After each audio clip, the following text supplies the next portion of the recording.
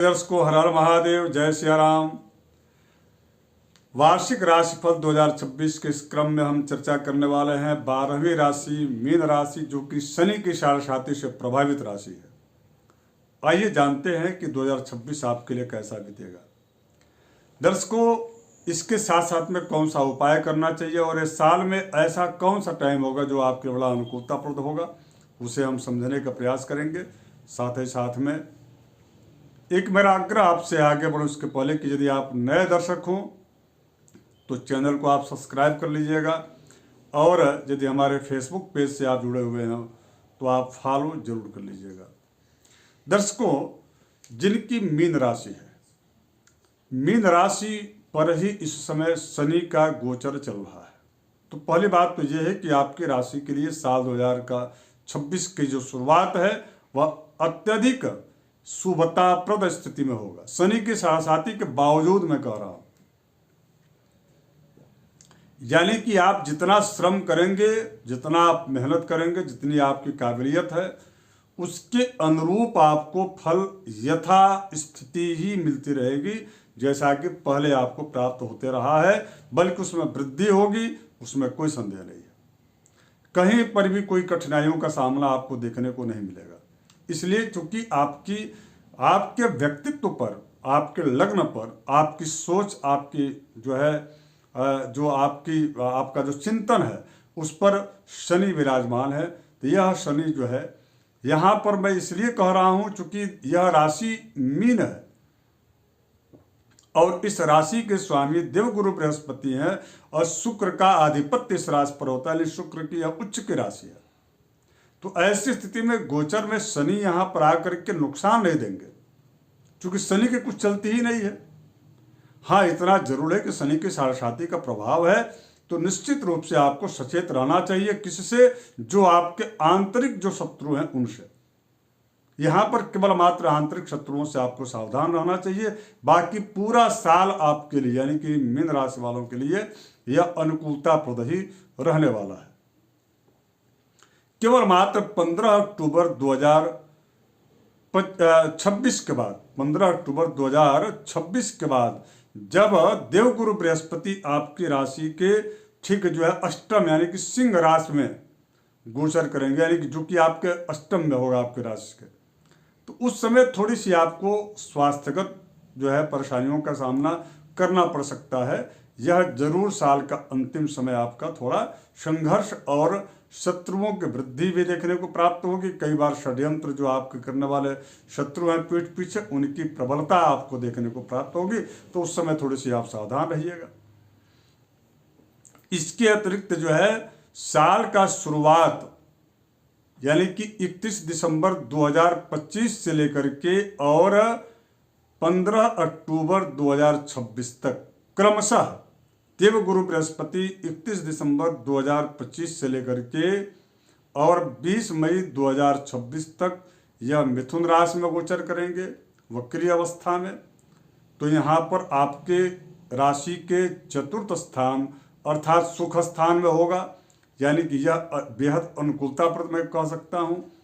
और उसके बाद शनि का जो कारक जो भाव है, पंचम भाव, वहाँ पर वह उच्च के होकर के बैठेंगे, यानी कि जो है 20 मई 2026 से लेकर के 15 अक्टूबर 2026 तक का जो समय होगा, ये समय आपके लिए गोल्डन चांस यानी कि स्वर्णिम अवसरों वाला होगा। व्यापार में, वैवाहिक जीवन की शुरुआत करने की यदि बात हो, उसमें जो अविवाहित, जो आपके आश्रित जो जन है, बच्चे हैं, बच्चियां हैं, उनके मांगलिक कार्यों की सुनिश्चितता को लेकर के हो, अथवा आपके व्यापार की वृद्धि को लेकर के हो, नए व्यापार की शुरुआत को लेकर के हो, या कोई अच्छा बड़ा निवेश यानी कि इन्वेस्टमेंट्स को लेकर के हो, या कोई धार्मिक यात्रा, तीर्थ यात्राओं को लेकर के हो, इन सभी क्षेत्रों में आपको अत्यधिक जो है अनुकूल और सफलताप्रद स्थितियां देखने को मिलेगी। मेरे समझ से आपको, यानी कि विशेष करके मीन राशि वालों को शनि की साढ़ेसाती से कोई बहुत ज़्यादा उनको अशुभ प्रभाव देखने को नहीं मिलेगा, ना ही उनको बहुत ज़्यादा संघर्षों का सामना करना पड़ेगा। हाँ, इतना जरूर है कि आपको साल के अंतिम में थोड़ी सी आपको सावधानी जरूर बरतना चाहिए। अब आइए, चूंकि राहु आपके 12वें स्थान में भी गोचर कर रहे हैं तो उनका क्या प्रभाव होगा। देखिए, राहु यदि 12वें स्थान में गोचर करते हैं तो निश्चित रूप से वह आपको अज्ञात भय देते हैं, डिप्रेशन की स्थिति दे सकते हैं, पारिवारिक कलह दे सकते हैं, कई बार दौड़ भाग ज्यादा करा सकते हैं।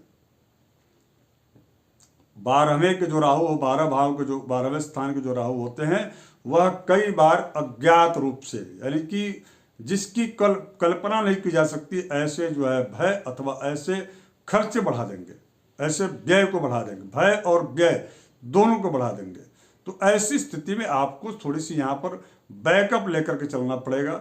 और सबसे अच्छी बात यह है आपके लिए, यहाँ चूंकि राहु 12वें स्थान में जब हैं तो शनि चूंकि आपकी राशि पर गोचर कर रहे हैं और यह 28 जुलाई 2026 से लेकर के, यानी कि साल के मध्य कालखंड में 28 जुलाई 2026 से लेकर के और 1 दिसंबर 2026 तक शनि वक्री रहेंगे। तो जब शनि वक्री रहेंगे तो निश्चित रूप से यह फल देंगे 12वें स्थान का, तो वहाँ राहु का जो दुष्प्रभाव है वह कम हो जाएगा। तो शनि आपके लिए क्या करेंगे, तो शनि जो है आपके राशि पर गोचर करते हुए 16 डिग्री की स्थिति में यदि यह वक्री हो रहे हैं और 10 डिग्री तक मात्र यह वक्री रहेंगे, यानी कि 5 डिग्री तक वक्री रहेंगे। तो ऐसी स्थिति में जो है ऐसी स्थिति में बहुत ज़्यादा शनि का भी अशुभ प्रभाव देखने को नहीं मिलेगा। चूंकि शनि 16 डिग्री के जब हो रहे हैं और पुनः यह तो उसमें करीब 2-2.5 महीने ऐसे समय होंगे जिस समय आपको ज़्यादा तकलीफों का सामना करना पड़ सकता है, संघर्ष अत्यधिक हो सकते हैं, या आपके जो यदि नौकरी के क्षेत्र में है तो आपके जो प्रमोशन है या अथवा आपके ट्रांसफ़र हैं या आदि जो चीज़ें रुके हुए हैं उनको थोड़ा और लंबित कर सकते हैं। आपके ऊपर कोई ब्लेम कर सकता है, किंतु वह ब्लेम कोई बहुत ज़्यादा प्रभावशाली नहीं रहेगा। इसकी वजह से आपको कोई बहुत उस पर जो है चिंतन करने की आवश्यकता नहीं रहेगी। लेकिन उसके बाद भी शनि की साढ़े के जो भी दर्शक हैं उनको हनुमान जी की साधना करनी चाहिए, क्योंकि मीन राशि शनि की साढ़े से प्रभावित है।